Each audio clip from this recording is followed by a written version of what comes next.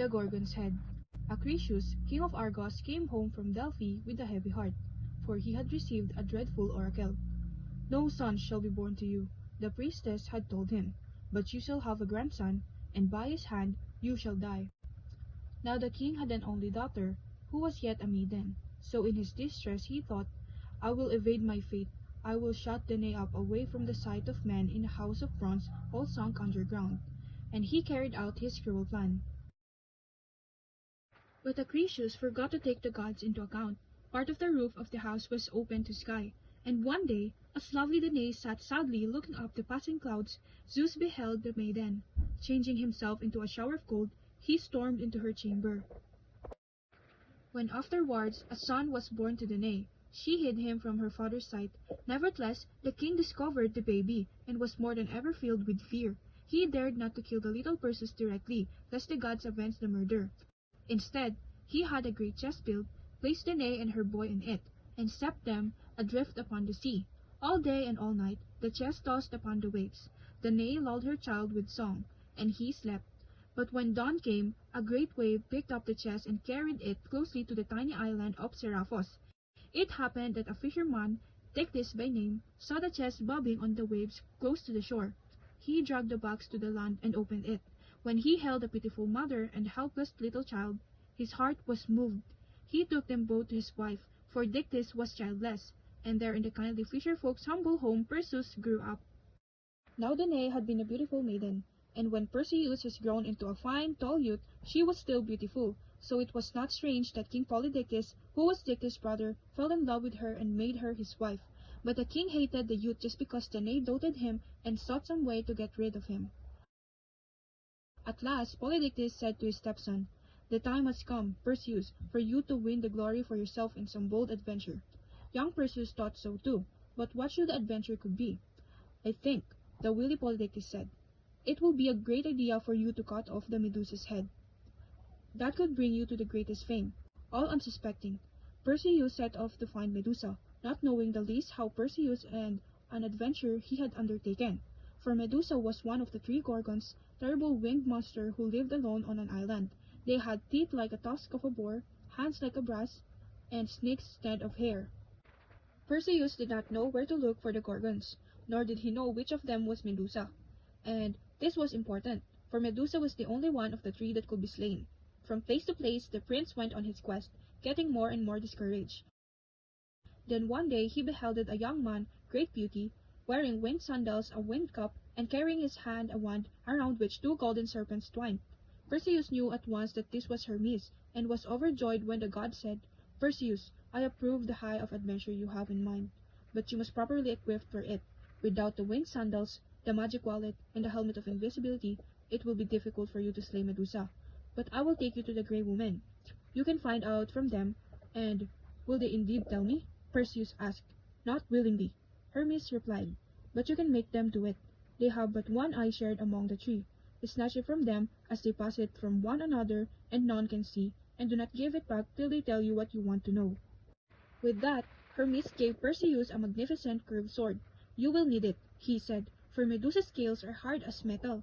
Perseus had just taken the sword when a sudden brightness in the sky, and he beheld the goddess Athena descending toward them. "Of what use will be your sword, my brother?" she said to Hermes, "when none may look the Gorgons and live? The sight of men, as you well know, turns men into stone.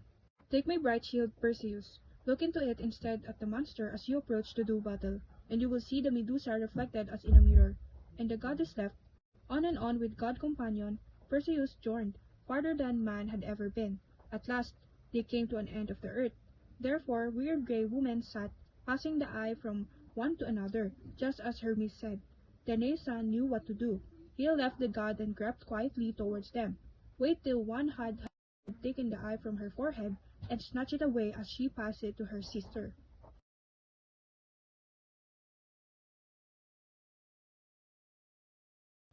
And in the end they grudgingly told Perseus the way to the nymphs of the north.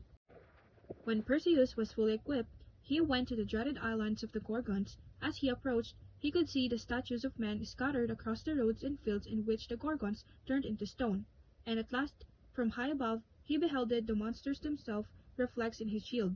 Their scale-covered bodies glistered in the sun, their great wings were folded, and the snakes that were their hair lay hideously coiled and intertwined. The Gorgons were asleep, but which one of the three was Medusa? Perseus could see no difference among them. Suddenly he heard Athena's voice. "Descend, Perseus, and strike. The Gorgon's nearest the shore is Medusa." Perseus swept down and, still gazing to the shield, boldly swung his blade, and with one stroke he cut off Medusa's head and put it in the magic wallet. After Medusa defeated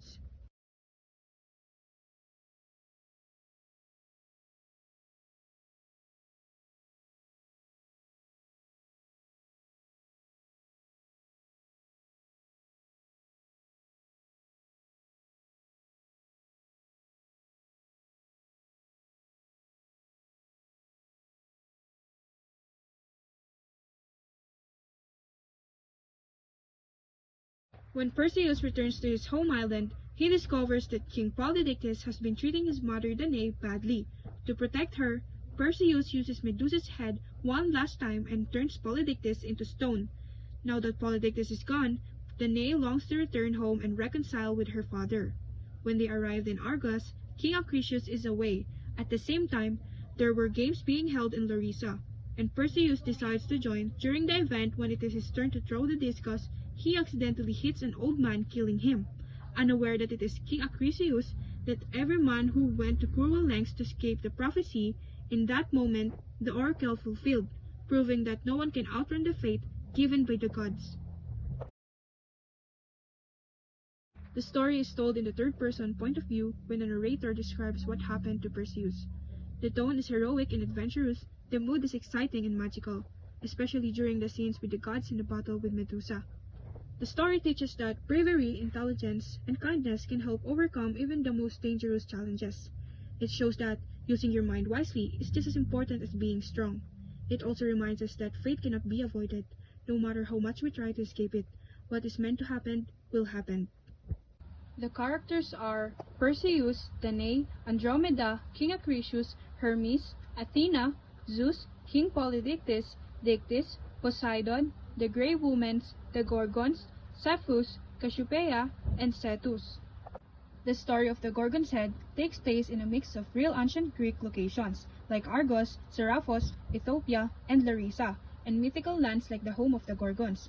These magical and dangerous places reflects the heroic journey of Perseus and the challenges he must overcome.